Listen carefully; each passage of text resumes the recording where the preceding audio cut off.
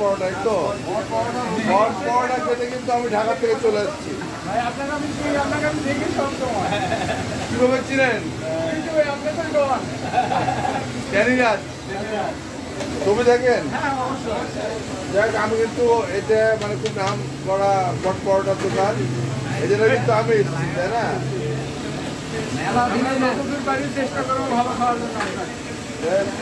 কত মজা দেখলেন আপনারা, কত মজার বট। Wow, nice, beautiful. তো ভাই, এটা কি অবস্থা, মানে কেমন কিছু বলেন? বলেন, বলেন। সেই স্বাদ, ওরে বাবারে বাবারে বাবারে, সেই বলে স্বাদ। তাহলে কি আমি খেতে বলছি নাকি? আরে আপনি যদি বলেন তাহলে কি খেতে কেমন? এটা ভালো লাগছে, তো কথা দিলেন। আপনি তো ঢাকা থেকে এসেছি খাওয়ার জন্য।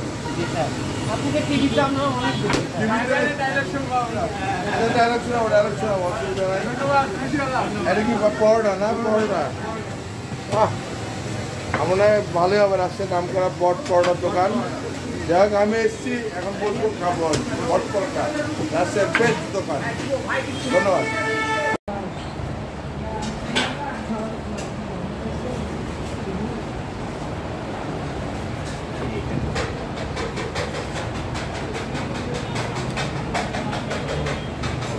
হ্যাঁ, প্রিয় ভাই বোন, চলে এসেছি বট এবং পরোটা খেতে রাজশাহীতে, ঢাকা থেকে।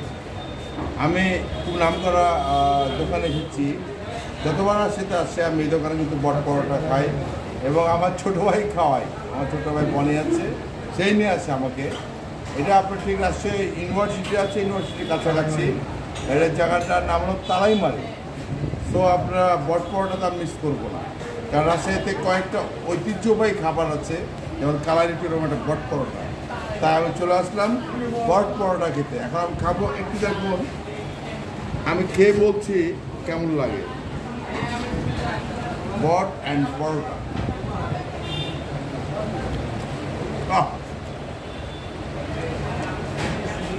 সেই স্বাদ, সেই স্বাদ।